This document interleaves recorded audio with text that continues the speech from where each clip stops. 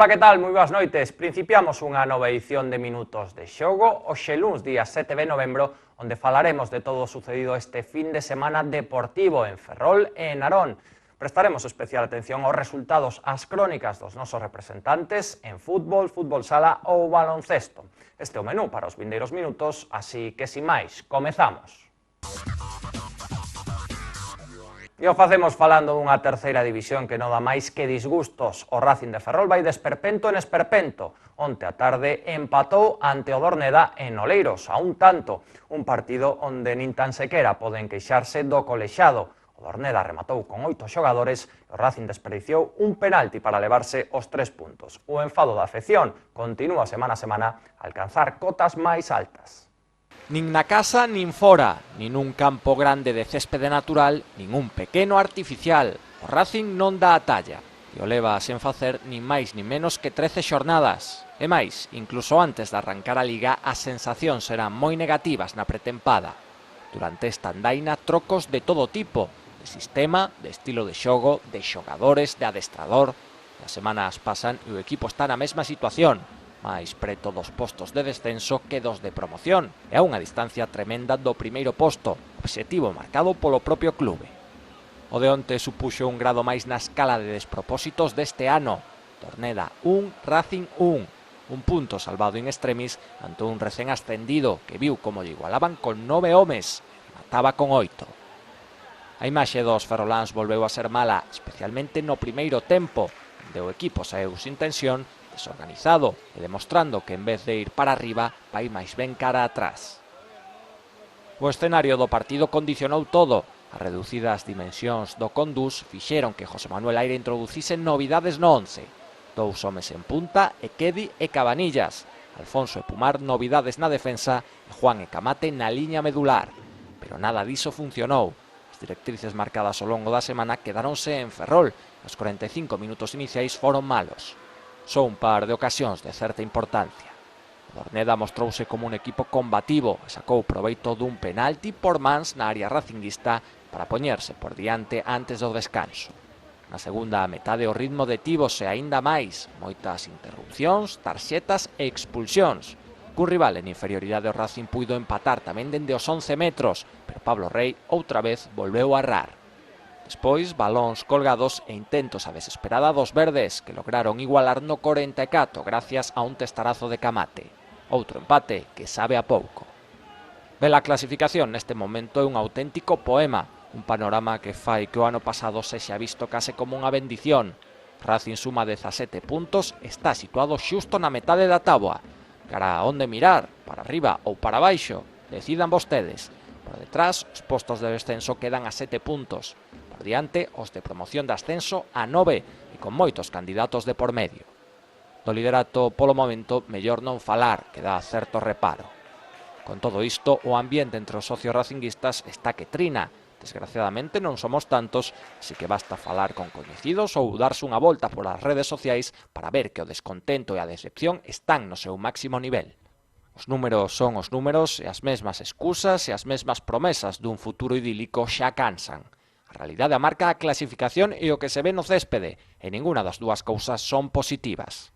O domingo chega a Malata outro ilustre en horas baixas, Racing Pontevedra. Os granates veñen de perder na casa e de saír dos postos nobles. Sen facer un ano de ensono, precisamente están bastante máis preto do seu obxectivo que nós.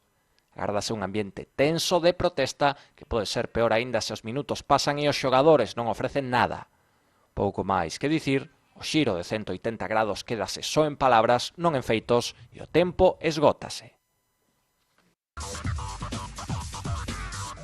Turno agora para o baloncesto. Principiamos repaso coa Liga EVA. Ali triunfos en contemplacións do Recinor Ferrol Clube Baloncesto. O equipo departamental impúxose ao Rosalía de Santiago por 33 puntos de diferenza, 81 a 48. Un partido dominado de cabo a rabo polos nosos que non acusaron as baixas. Un triunfo que lles permite seguir arriba e miran xa cara a vindeira xornada, cara ao derbi ante o Narón. Pouca historia tivo o partido do sábado para o Recinor Ferrol Clube Baloncesto. Pese a que a Malata chegaba un dos equipos máis frouxos do grupo, os departamentais non querían confianzas e buscaron quitarse o mal sabor de boca da derrota en Marín dende o salto inicial. Por iso, tras o primeiro cuarto, a cousa estaba máis que decidida. O Ferrol mandou no xogo e no marcador, e só cando baixou o pistón permitiulle o Rosalía Compostelán anotar con certa fluidez. Como resultado, 81-48, e moita tranquilidade para un conxunto que non acusou as baixas. Kai Lochinvar continúa sen poder xogar por problemas burocráticos, Nikola Bodic descansou por unhas doenzas do xeonllo e Alex de la Vega tampouco forzou aqueixado dun proceso gripal.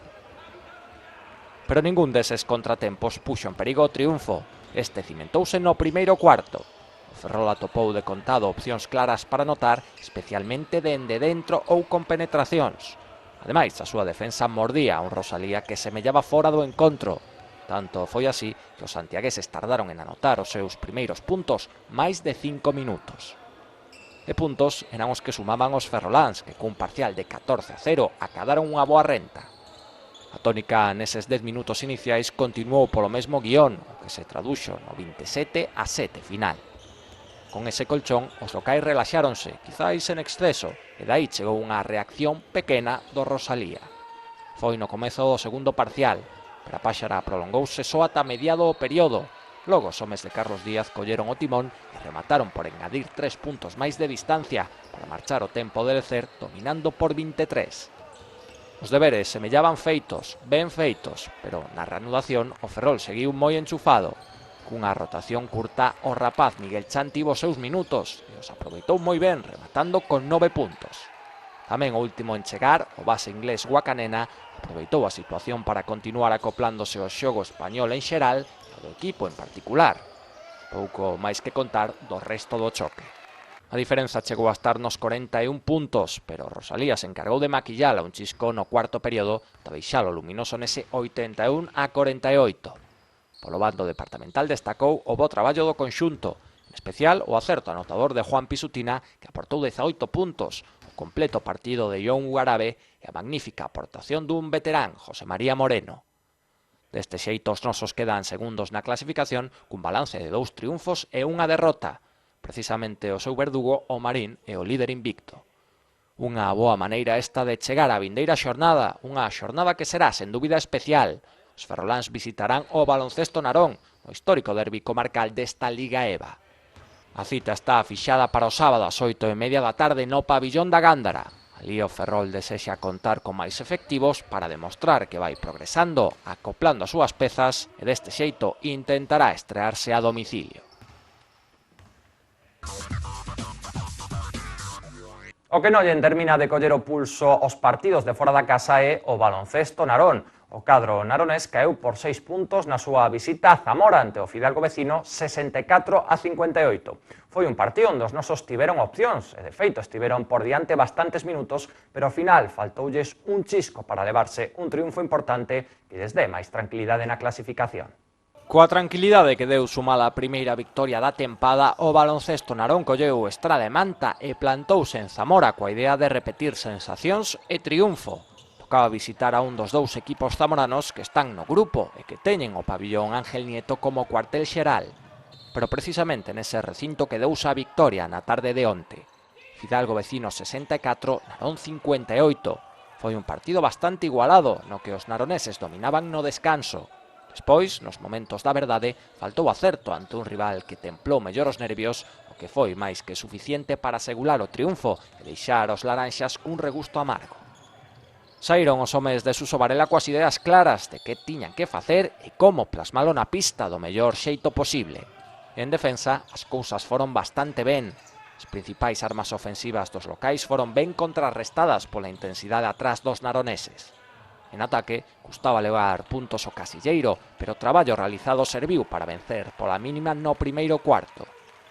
Os segundos 10 minutos seguiron polo mesmo camiño. Os homes de refresco non variaron un guión no que baixou algo máis a anotación. 2 puntos máis a renta do Baloncesto Narón e un 26-29 ao descanso que deixaba patente a igualdade que había entre ambas escadras. Unha igualdade polo baixo que na reanudación sorriu os zamoranos. A defensa dos nosos tivo algún erro puntual que, unido a pouca fluidez coa que miraban o aro contrario, deu como resultado un troco de dinámica. Fidalgo púxose por diante e acadou unha renta de 6-7 puntos que, tal e como estaba o xogo, non era moco de pavo. Nese último cuarto, o Narón buscou a remontada, pero sobrou precipitación e faltou cabeza. non se atoparon boas situacións de ataque, o que fixo imposible facerse coa victoria. Non faltou moito, non son peor equipo co Zamora, pero quedáronse algo curtos.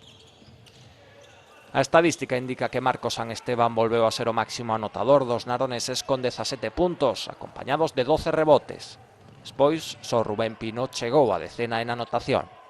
Curioso que foron os nosos os claros dominadores do rebote, faceta na que mostraron moita superioridade, feito que non serviu para vencer. Algo a mellorar de cara ao vindeiro compromiso, as perdas de balón e a porcentaxe do lanzamento exterior. O baloncesto narón queda agora cun triunfo e 2 derrotas e xa prepara o derbi, unha cita importante entre veciños. Pese ao a priori favoritismo do Ferrol CB, os naroneses a bo seguro que xogarán máis motivados que nunca e ante un gran ambiente de baloncesto tamén nas bancadas. En xogo, un triunfo necesario para os dous a estas alturas. Temos festa comarcal en outros deportes e este fin de semana que ven toca o turno a festa do baloncesto na comarca.